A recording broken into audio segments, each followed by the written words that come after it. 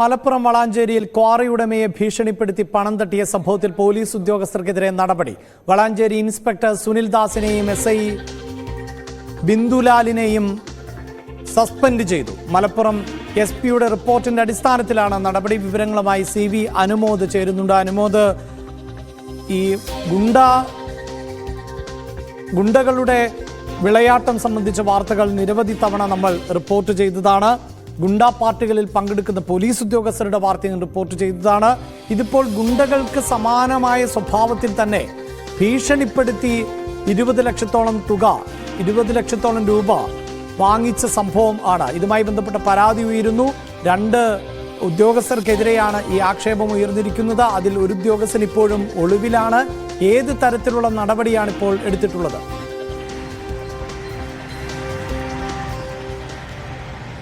ഈ പിരിവ് നടത്തുന്ന ഗുണ്ടകളും അതേ കാര്യങ്ങൾ ചെയ്യുന്ന പോലീസുകാരും തമ്മിൽ എന്ത് വ്യത്യാസമാണ് ഉള്ളത് എന്ന ചോദ്യമാണ് സാധാരണ ഒരാൾക്ക് ഈ ഒരു സംഭവം കേൾക്കുമ്പോൾ ആദ്യം തന്നെ തോന്നുക. ഇതുമായി ബന്ധപ്പെട്ട കാര്യങ്ങൾ കഴിഞ്ഞ ദിവസമാണ് ഔദ്യോഗികമായിട്ട് പോലീസിന്റെ ഭാഗത്ത് നടപടി ഉണ്ടാകുന്നത്.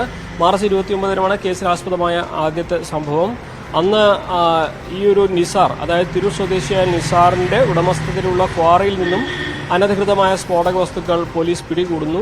അതിന് പിന്നാലെ തന്നെ ഈ വസ്തുവിന്റെ ഉടമസ്ഥരായ നിസാറും മറ്റുള്ളവരും അടക്കം ഈ കേസിൽ പ്രതികളാകുമെന്നും ഇവരെ റിമാൻഡ് ചെയ്യുമെന്നും അവരെ പ്രതി ചേർക്കാതിരിക്കണമെങ്കിൽ, ഇവരെ കേസിൽ നിന്ന് രക്ഷപ്പെടുത്തണമെങ്കിൽ ഈ പറയുന്ന തുക നൽകണമെന്ന് വളാഞ്ചേരി CIയും SIയും ചേർന്ന് ഇടനിലക്കാരനായ SNR വഴി ഈ ഒരു സ്ഥലത്തിന്റെ ഉടമസ്ഥനായ നിസാറിനെ അറിയിക്കുന്നു. അങ്ങനെ ഇവരുടെ ഭീഷണി കേട്ട് ഭയന്ന് നിസാർ ഇവർക്ക് SIക്ക് 10 ലക്ഷവും CIക്ക് 8 ലക്ഷവും ഇടനിലക്കാരനായ SNRക്ക് 4 ലക്ഷവും നൽകുന്നു. അതിനുശേഷം ഇക്കാര്യം മലപ്പുറം SP-യുടെ ശ്രദ്ധയിൽപ്പെടുന്നു. മലപ്പുറം SP-യുടെ നിർദ്ദേശപ്രകാരം DYSP അന്വേഷിച്ച് ഈ ഒരു കേസിൽ ഇപ്പോൾ നടപടി ഉണ്ടായിരിക്കുന്നു. ഇതിൽ വലിയ പ്രധാനപ്പെട്ട ഒരു കാര്യം, ഒരു സ്റ്റേഷന്റെ ചുമതലയുള്ള ഒരു മേഖലയിലെ ഒന്നാകെ ക്രമസമാധാനവും നീതിയും നടപ്പാക്കേണ്ട 2 ഉദ്യോഗസ്ഥരാണ്, ഉന്നത ഉദ്യോഗസ്ഥരാണ് ഇത്തരം ഒരു കൈക്കൂലി കേസിൽ അത് ഒരു ഭീഷണിപ്പെടുത്തി പണം കൈക്കലാക്കിയ കേസിൽ ഇപ്പോൾ അറസ്റ്റിലായിരിക്കുന്നത്, റിമാൻഡിലായിരിക്കുന്നത്. ഇത് സേനയെ സംബന്ധിച്ച് അത്യധികം കളങ്കമുണ്ടാക്കുന്ന ഒരു സാഹചര്യം, നാണക്കേടുണ്ടാക്കുന്ന സാഹചര്യം.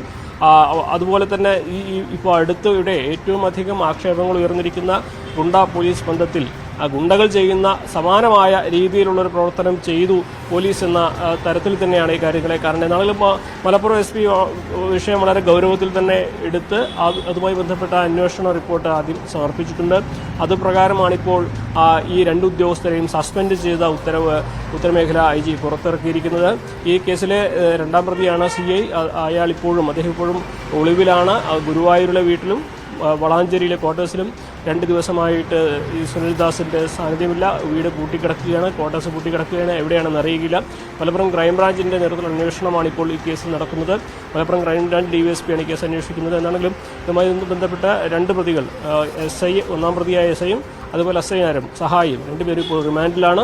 സേനയെ സംബന്ധിച്ച് അത്യധികം നാണക്കേടുണ്ടാക്കുന്ന സംഭവങ്ങൾ തുടരുകയാണ്. അതായത് പോലീസുകാർ ഇത്തരത്തിൽ പണം വാങ്ങുന്നതിന് കൃത്യമായി ഒരു ഏജന്റിനെ എന്ന് തന്നെ പറയാം. അതായത് ഇടനിലക്കാരനെ ഉപയോഗിക്കുന്നു. ആ ഇടനിലക്കാരനാണല്ലോ അസൈനാർ. അങ്ങനെ അസൈനാർക്ക് 4 ലക്ഷം രൂപ നൽകുന്നു. ഇതാണ് കേരളത്തിലെ സാഹചര്യം. പോലീസിനെ അടച്ച് ആക്ഷേപിക്കുകയല്ല, കൃത്യമായി നിർവഹിക്കുന്ന നിരവധിയായ പോലീസ് ഉദ്യോഗസ്ഥരുണ്ട്. അവർക്ക് കൂടി നാണക്കേടാകുന്ന ഒരു സാഹചര്യമാണ് ഇപ്പോൾ ഉള്ളത്. അതുമാത്രവുമല്ല, ഒരു കേസിൽ നിന്ന്, അതായത് സ്ഫോടക വസ്തുക്കൾ, അനധികൃതമായ സ്ഫോടക വസ്തു കണ്ടെത്തുമ്പോൾ അത് റിപ്പോർട്ട് ചെയ്യുക, അയാളെ നിയമപരമായി നിയമത്തിന് മുന്നിലേക്ക് എത്തിക്കുക, അയാൾക്ക് ശിക്ഷ വാങ്ങിക്കൊടുക്കുക, ഇതിന് ശ്രമിക്കേണ്ട പോലീസാണ്. അത് മറച്ചു വയ്ക്കുവാനായി പണം ആവശ്യപ്പെടുന്നു. അതും നിർബന്ധിച്ച് അല്ലെങ്കിൽ ഭയപ്പെടുത്തി പണം കൈക്കലാക്കുന്നു. 18 ലക്ഷം രൂപയോളം.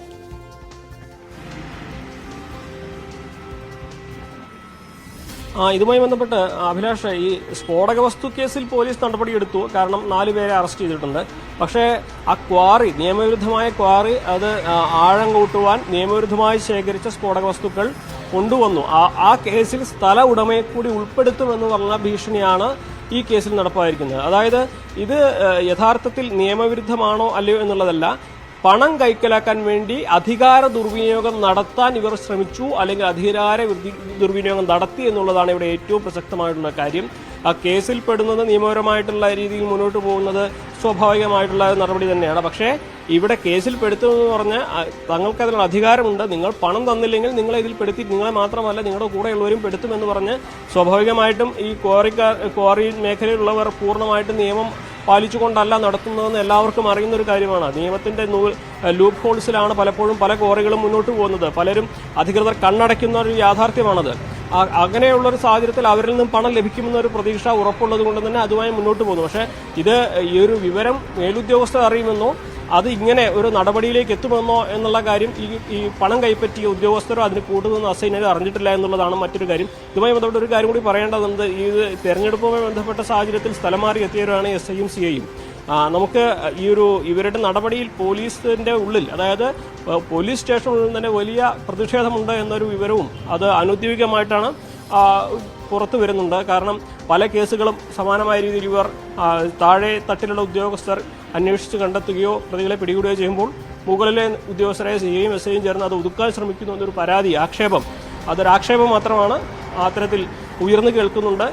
അങ്ങനെയുള്ള നിരവധി പരാതികൾ ആ ഒരു സ്റ്റേഷനിലെ ഈ രണ്ട് ഉദ്യോഗസ്ഥരെ സംബന്ധിച്ച് വലിയ തോതിൽ തന്നെ ഉയരുന്നുണ്ട്. പക്ഷേ ഇപ്പോൾ അതിൻ്റെ ഏറ്റവും അങ്ങേ തലക്കിലെത്തുമ്പോൾ ഇവരെ DYSP അറസ്റ്റ് ചെയ്യുന്ന ഒരു സാഹചര്യമാണ് ഉണ്ടായിരിക്കുന്നത്. എന്താണെങ്കിലും ഒരു സേനയെ മുഴുവനായി കുറ്റപ്പെടുത്തുകയല്ല, നല്ല രീതിയിൽ പ്രവർത്തിക്കുന്ന ഉദ്യോഗസ്ഥരുണ്ട്. ആ ഉദ്യോഗസ്ഥർ തന്നെയാണ് തെറ്റായ രീതിയിൽ പ്രവർത്തിച്ച് ഇവരെ ഇപ്പോൾ നടപടിയെടുത്തിരിക്കുന്നത്. ഇനി ഇവർക്കെതിരെ സസ്പെൻഷൻ ഇപ്പോൾ പ്രഖ്യാപിച്ചു കഴിഞ്ഞിരിക്കുന്നു. കൂടുതൽ എന്തെല്ലാം ഉണ്ടാകും അതാണല്ലോ ഏറ്റവും പ്രധാനപ്പെട്ടത്. അതാണല്ലോ അനുമോദ്, ഈ പറയുന്ന സുനിൽ ദാസ് ആകട്ടെ ബിന്ദുലാൽ ആകട്ടെ ഇതിനു മുമ്പ് പല ഭാഗങ്ങളിൽ റിപ്പോർട്ടുകൾ അനുസരിച്ച് ഗുരുവായൂരിൽ, അതോടൊപ്പം തന്നെ പുതുക്കാട് എയർപോർട്ട്, അങ്ങനെ വിവിധ മേഖലകളിൽ ജോലി ചെയ്തിട്ടുണ്ടെങ്കിൽ ഈ മേഖലകളിൽ എല്ലാം തന്നെ, ഈ പ്രദേശങ്ങളിലെല്ലാം തന്നെ റിയൽ എസ്റ്റേറ്റ് മാഫിയകളുമായി ഇവർ ബന്ധം പുലർത്തിയിരുന്നതായുള്ള ആരോപണങ്ങൾ നേരിട്ടിട്ടുള്ളവർ ആണ്. SI ബിന്ദുലാൽ ഇത്തരത്തിലുള്ള നടപടികൾ നേരിട്ടിട്ടുള്ള ആളുകളാണ്. അപ്പോൾ ഈ സസ്പെൻഷനിലാവുക അല്ലെങ്കിൽ സ്ഥലം മാറ്റുക, ഇങ്ങനെ പണം ചോദിച്ചു വാങ്ങി അനധികൃതമായ സ്വത്തുകൾ അടക്കം സമ്പാദിക്കുന്ന ഇമ്മോറലായ ബന്ധങ്ങളിൽ ഏർപ്പെടുന്ന പോലീസ് ഉദ്യോഗസ്ഥർക്ക് ഈ സസ്പെൻഷനും അല്ലെങ്കിൽ സ്ഥലം മാറ്റവും ഒക്കെ വലിയ സംഭവമാണോ?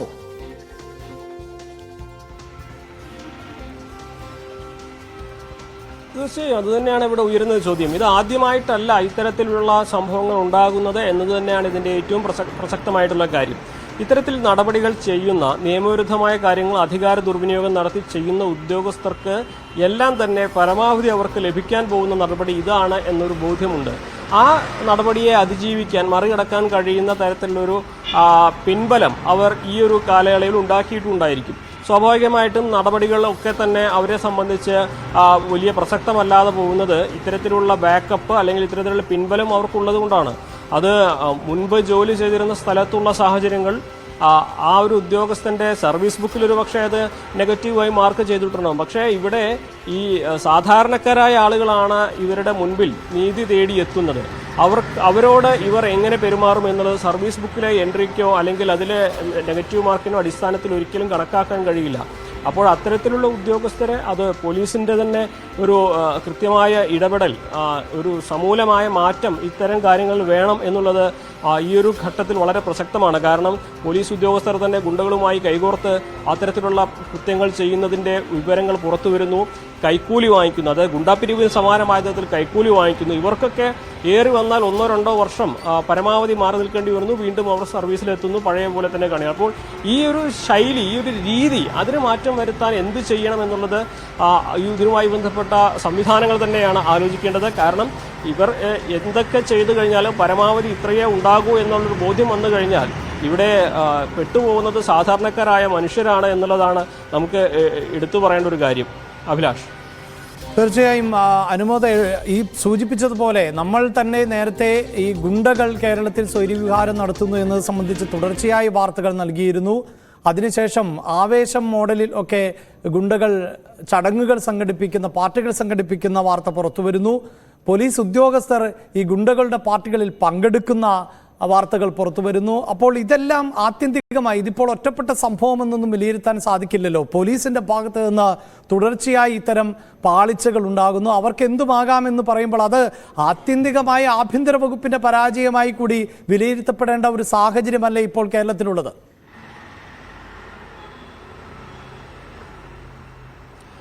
അഭിലാഷ്, നമുക്കറിയാം ഈ പോലീസും കള്ളന്മാരുമായിട്ടുള്ള ബന്ധം പലപ്പോഴും വലിയ വലിയ കള്ളക്കടത്തുകളും സ്വർണ്ണക്കടത്തുകളും അത്തരത്തിലുള്ള ഡീലുമൊക്കെ പോലീസിന് വിവരം ലഭിക്കുന്നത് ഇത്തരം മേഖലയിൽ നിന്നുള്ളവരുമായിട്ടുള്ള ബന്ധത്തിൽ നിന്നാണ്.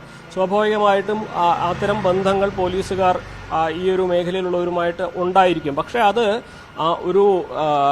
അവരുടെ ജോലിയെ പോലും മറക്കുന്ന തരത്തിൽ, അല്ലെങ്കിൽ അവരുടെ ഉത്തരവാദിത്വം മറക്കുന്ന തരത്തിലേക്ക് ഇതിന്റെ ആനുകൂല്യങ്ങൾ പറ്റാൻ തുടങ്ങുന്ന സാഹചര്യത്തിലാണ് ഇത് വഴി പിഴച്ചു പോകുന്ന തരത്തിലേക്ക് മാറുന്നത്. അതായത് ഈ ഒരു ബന്ധം, ഈ ഒരു അധികാരം ദുർവിനിയോഗം നടത്തി സ്വന്തം കാര്യം നടത്തുക, സ്വാർത്ഥ ലാഭത്തിനു വേണ്ടി അവരുടെ കാര്യങ്ങൾ മാത്രം മുന്നോട്ട് കൊണ്ടുപോവുക എന്ന തരത്തിലേക്ക് പോകുമ്പോൾ ഇവിടെ ഇവർക്ക് പണം കൊടുത്താൽ എന്തും നടക്കാം എന്നുള്ള സ്ഥിതി വരും. അങ്ങനെ വരികയാണെങ്കിൽ എന്തായിരിക്കും ഇതിന്റെ അടുത്ത ഒരു നടപടിയെന്ന് സാധാരണക്കാർക്ക് പോലും ഉത്തരം കിട്ടാത്തൊരു കാര്യമാണ്. കാരണം പണത്തിന്റെ മുകളിൽ പോലീസുകാരും നിയമവ്യവസ്ഥയൊക്കെ കൂട്ടുനിൽക്കുന്നൊരു സാഹചര്യം വന്നാൽ പിന്നെ ഇവർക്ക് നീതി നൽകേണ്ടവർ തന്നെ ഈ ഒരു അനീതിക്ക് ഒപ്പം നിന്നു കഴിഞ്ഞാൽ പിന്നെ ആരെ സമീപിക്കുമെന്ന ചോദ്യമാണ് വരുന്നത്. ഇതിൽ സമൂലമായ മാറ്റം വരുത്തേണ്ടത് അല്ലെങ്കിൽ ഇടപെടൽ നടത്തേണ്ടത് ആഭ്യന്തര വകുപ്പ് തന്നെയാണ്. ഓരോ ഉദ്യോഗസ്ഥന്റെയും ക്രെഡിബിലിറ്റി, അവരുടെ സർവീസ് റെക്കോർഡ് അതെല്ലാം മനസ്സിലാക്കിക്കൊണ്ട് തന്നെ വേണം ഈ കാര്യങ്ങളെല്ലാം നടപടിയെടുക്കാൻ. ഇതിന് ചട്ടങ്ങൾ ഒരുപാടുണ്ടായിരിക്കും. ഒരു പെട്ടെന്നൊന്നും ഒരു ഉദ്യോഗസ്ഥനെതിരെ നടപടിയെടുത്ത് മാറ്റുവാൻ കഴിയുകയില്ല. ഒന്നില്ലെങ്കിൽ നീതി നടപ്പാക്കുന്ന ലോ ആൻഡ് ഓർഡറിൽ നിന്ന് ഇവരെ മാറ്റുക, അല്ലെങ്കിൽ പരിശീലന കേന്ദ്രങ്ങളിലേക്ക് മാറ്റുക. അത്തരത്തിലുള്ള കാര്യങ്ങൾ മാത്രമാണ് പോലീസിനെ സംബന്ധിച്ച് ഈ കാര്യങ്ങളിൽ ഒരു പരിധിക്കപ്പുറം ചെയ്യാൻ കഴിയുക. ബാക്കി നടപടികൾ വേണ്ടത് ഈ ഓരോ ഉദ്യോഗസ്ഥരും ഇത് സ്വയം മനസ്സിലാക്കി ഇതിൽ ഇത്തരം കാര്യങ്ങൾ ഇടപെടുന്നത് ശരിയാണോ എന്ന ബോധം ഓരോ ഉദ്യോഗസ്ഥർക്കും വേണം എന്നുള്ളതാണ് അടിസ്ഥാനപരമായിട്ടുള്ള കാര്യം. കാരണം ഉദ്യോഗസ്ഥർക്കെതിരെ നടപടി സ്വീകരിക്കാൻ ചട്ടങ്ങളും അതിൻ്റെതായ നൂലാമലകളൊക്കെ ഒരുപാടുണ്ട്. ഒരാളെ പെട്ടെന്ന് സർവീസിൽ നിന്ന് മാറ്റുക എന്ന് സാധ്യമുള്ള കാര്യമല്ല. സ്വാഭാവികമായിട്ടും ആഭ്യന്തര വകുപ്പാണ് ഇക്കാര്യത്തിൽ ഗൗരവത്തിൽ ചിന്തിക്കേണ്ടത്. ഗുരുതരമായ പ്രശ്നങ്ങൾ നടക്കുന്നുണ്ട്, ഗുരുതരമായ വീഴ്ചകൾ പുറത്തു വരുന്നുണ്ട്. ഇത്തരത്തിൽ നീതി നടപ്പാക്കേണ്ട ഉദ്യോഗസ്ഥർ തന്നെ പണം വാങ്ങി ഈ ഒരു ഇടപാടുകൾക്കൊക്കെ കൂട്ടുനിൽക്കുന്നു എന്ന വിവരം ആഭ്യന്തര വകുപ്പ് തന്നെയാണ് കണ്ണു തുറന്ന് കാണേണ്ടതും നടപടിയെടുക്കേണ്ടതും. തീർച്ചയായും സാധാരണക്കാരായ ജനങ്ങളുടെ ജീവനും സ്വത്തിനും സുരക്ഷ ഒരുക്കേണ്ടവരാണ് പോലീസ്. ആ പോലീസ് സംവിധാനമാണ് ജനങ്ങളെ ഭീഷണിപ്പെടുത്തി ഗുണ്ടകളുടെ സ്വഭാവത്തിൽ പണം പിടിച്ചു വാങ്ങുന്ന 18 ലക്ഷം രൂപയോളം ഒരു വ്യക്തിയിൽ നിന്ന് പിടിച്ചു വാങ്ങുന്ന സാഹചര്യം ഉണ്ടാകുന്നത്. തീർച്ചയായും ആഭ്യന്തര വകുപ്പ് ഇത്തരം പ്രവൃത്തികൾ കണ്ണു തുറന്ന് തന്നെ കാണേണ്ടതുണ്ട്.